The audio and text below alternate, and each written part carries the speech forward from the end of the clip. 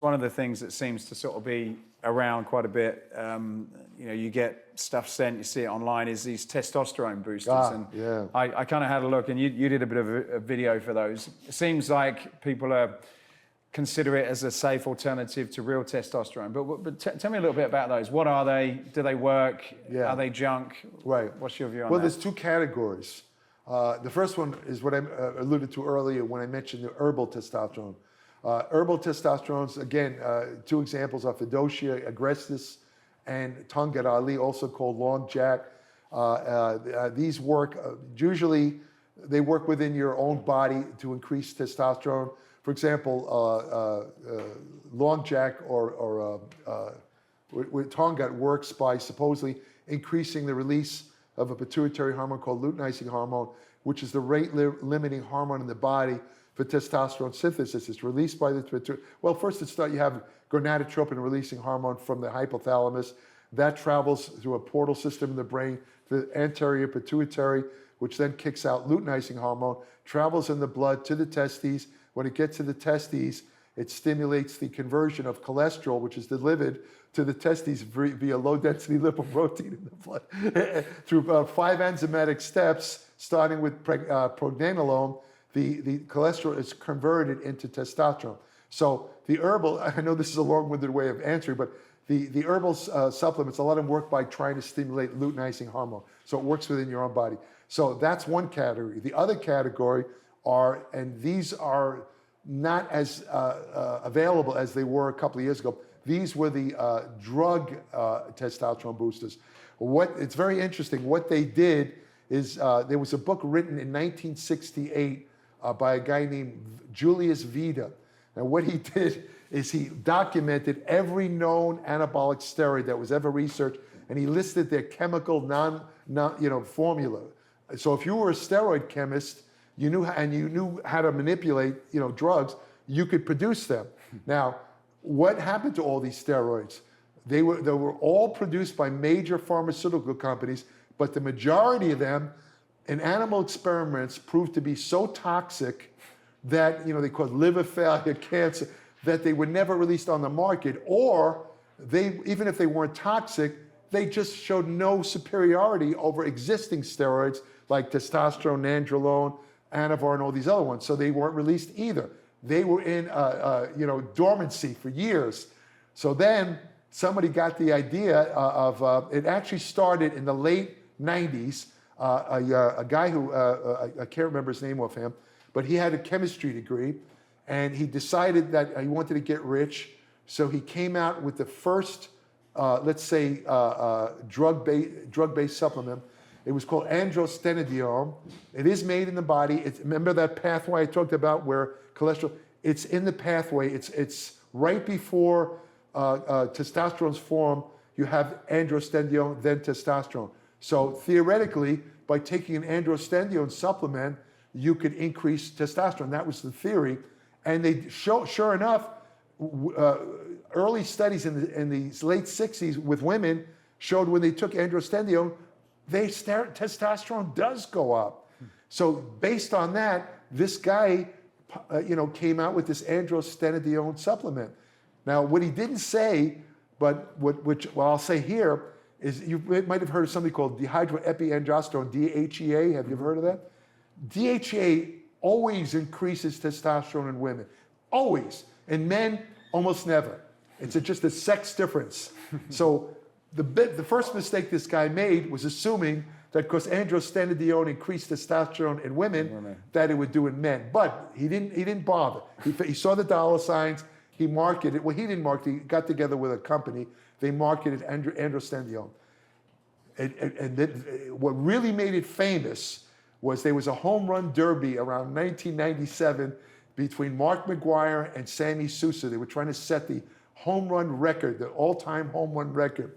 And they were going for, they wanted to beat Babe Ruth's record. I believe it was, 60 homers and this and that. And they were interviewing Mark McGwire in the locker room after a game. He'd already hit like 50 homers. And they noticed this bottle in his locker. And they said, Mark, what is that? And they noticed it said androstenedione. He said, oh, it's a food supplement I'm taking. It's nothing. Okay, well, one of the reporters, the more intrepid reporter, decided to research androstenedione, and he found that it could increase testosterone. You see, it was already being marketed. This is the very first testosterone booster, Andro. They called it Andro for short. So they started to say, well, McGuire's using steroids. That's why he's hitting these home runs. It's not him, it's the steroids. They actually sent a crew from Fox Sports into Gold's Gym when I was working out. And they went to the front desk. Does anybody here know about steroids? And they pointed to me. So this guy brings the cameras over and the interviewer. He says, do you know about steroids? I said, I know a little about steroids. He says, can we ask you a couple of questions? I said, sure. They said, did you hear about Mark McGuire, using androstenedione supplements? I said, I sure did. He says, don't you think, he goes like this, isn't that the reason why he's hitting these home runs? I said, no, not at all. I said, check his background. Mark McGuire hit his first home run at age 12 in the Little League, and then a year later, he set a home run record that still stands today. He's just a good hitter. It has nothing to do. Andro would not do that. And as I'm talking, I'm looking into his face, and his face is dropping. He expected me to agree with him. Immediately, he says, that's a wrap. He takes the doesn't ask me anything. He takes the cameras and leaves. Anyway, to make a long story short, longer, androstenedione subsequent studies show that 300 milligram dose slightly raised testosterone in men. It worked. It actually did. The only problem was it raised estrogen far greater, like 5 times greater in men. So that turned out to be a bust. But because androstenedione, because of the publicity with McGuire, and the fact that, it was like the first testosterone, everybody wants a testosterone increase, and they didn't think it was as dangerous as steroids. It opened the door for a whole bunch of different, a whole bunch of drug-based testosterone. Then they started taking out that book by Vita, and then what they did is really bad because they resurrected all the old discarded dangerous steroids, and they marketed them as testosterone boosters. That's when the trouble really started. And what were some of the well-known brand names for that? Dyma something or other. I can't remember offhand. I don't even remember. Right. There was one called Dyma something or other. But I don't even remember them, but there was quite a few. One, testosterone was one of them. But the thing is that they started showing up with liver failure. Guys needed liver transplants, this and that. And after a while, it finally caught the attention of the Food and Drug Administration. And they realized that they were not supplements, they were drugs, which is illegal. You can't market a drug without approval by the FDA. So they sent warning letters, and then they finally, I think it was 2004, I believe, they started banning most of them. But then the companies were making so much money, they went back to the books and they came out with others. The FDA issued a list of the banned testosterone boosters. So what the companies did, the steroid companies, they just went back to the book and came out with others that weren't on the list. Yeah. The FDA caught on to that 10 years later, and they amended something called the Anabolic Control Act, which was originally from 1990. This is the Anabolic Steroid Control Act of 2014, which basically banned every drug-based testosterone booster. And seeing as how they saw how the industry resurrected, went back and just came out with new ones, they banned any future supplement that could directly increase testosterone was banned. In other words, and if you sold it, they also increased the, you have a 10-year prison sentence. Wow. And a $150,000 fine. So basically anything that's claiming it's doing that really is either not very effective or it's illegal. Is that exactly kind of the two camps exactly. it falls into? But I'll tell you too, I was very surprised to find, occasionally I go online and I still see these drug-based steroids being sold. Yeah. They don't seem to be sold in the United States. They're foreign companies, but if you have an interconnection, you can get them. Wow. I mean, they're still being sold. And, and I'll tell you the truth, this is an important point about these steroids. They had animal research, which again showed mostly toxicity. There's no human research at all. So anyone who takes any of these things is a guinea pig. You cannot predict what's going to happen. I myself made the mistake of taking one accidentally. I'll tell you the story real quick. A friend of mine had a supplement company. Well, an acquaintance, not a friend. This guy was very knowledgeable in chemistry, really was. And he said to me, I have a new line of supplements, Jerry. I'd like to send you them. I said, sure. And he says, I'm going to send you this one here. can't remember the name of it. He says, this is going to make your testosterone grow through the roof. Now, at the time, I was already in my 50s, and I figured my testosterone was dropping. I was still working out. I'll try it. Why not? It's not a steroid. So I tried it, and he told me exactly the directions how to take it. I took it, and I remember the first 2 weeks, for some reason, I thought it would work right away, but I didn't feel anything. I didn't get any stronger, nothing, no increase in libido, all the things you'd expect from testosterone, I didn't feel. And then I was talking to a guy in the gym one day, this is after about 2 weeks, and I'm loading up a leg press machine, and I meant to put on the warm-up weight, but I was looking at him as I was talking, and I kept loading the plates on. I realized I had more weight than I used even in my maximum sets, and I kept looking at him and getting under the machine. I pumped out 15 reps with a weight that I previously couldn't get 2 reps with. Wow. That's when I said, uh-oh, something's happening here. And I remember the incline dumbbell curl, I went from using 45 pounds to 60 pounds, and my arms got bigger than my head. I said, this stuff is really working. And it's not even a drug. This stuff is amazing. And I said to him, I'm going to go have a lab test done. My testosterone is going to be through the roof. I can't wait to see it. So I'll go have the lab test done. 2 days later, I get a call from the doctor.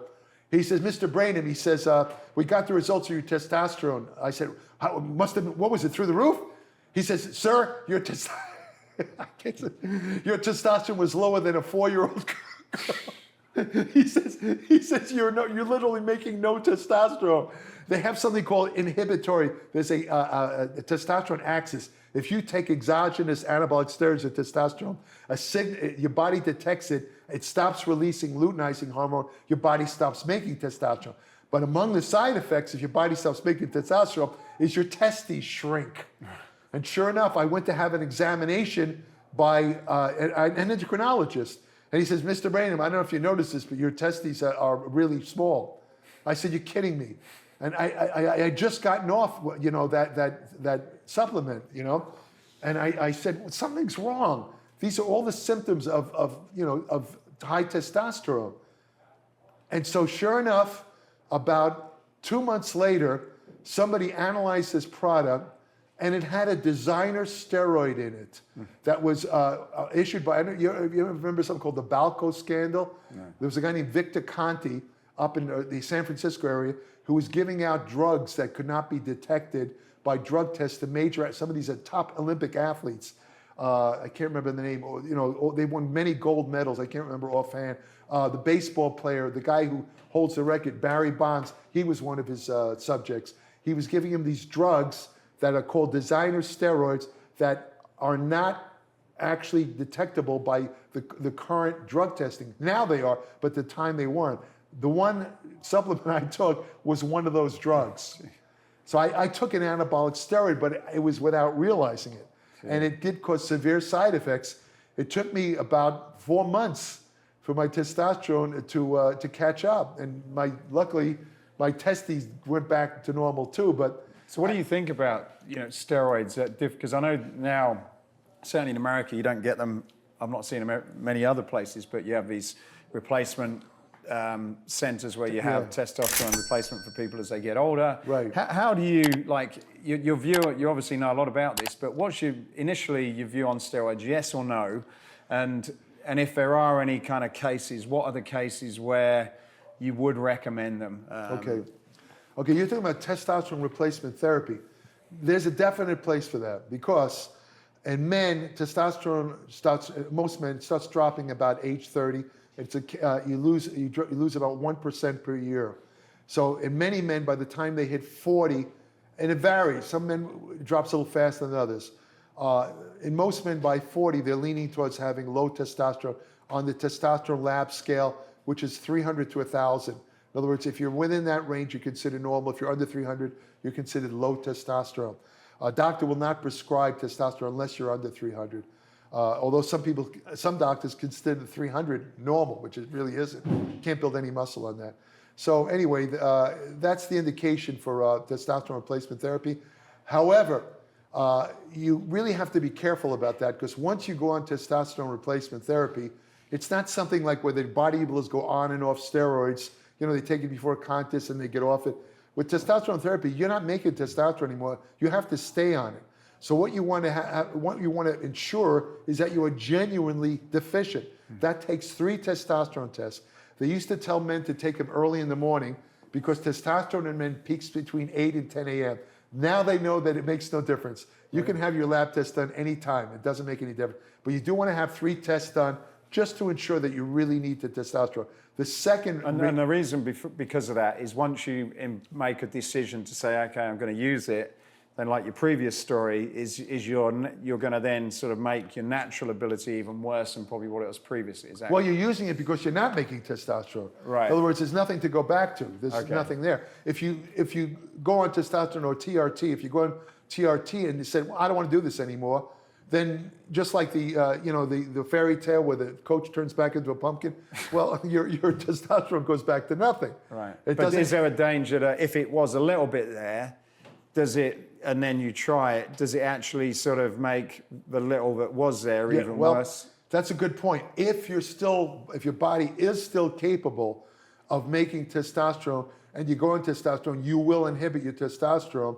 And if you stay on it a long time, you could have a permanent thing where you're going to have to stay on testosterone. Right. Now, there's ways around that.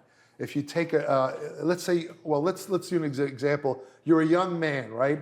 Bodybuilder or recreational exerciser, and you think that you can't get muscles without taking steroids, which to me is ridiculous. But let's just give the benefit of the doubt. Say he wants to take testosterone, right? But you're a young guy. You want to get married and have children. You've heard that testosterone makes you infertile, which is true. Your sperm count go down to nothing. It's called oligospermia. So what do? What you do is you take another drug, an injectable drug called human chorionic gonadotrophin.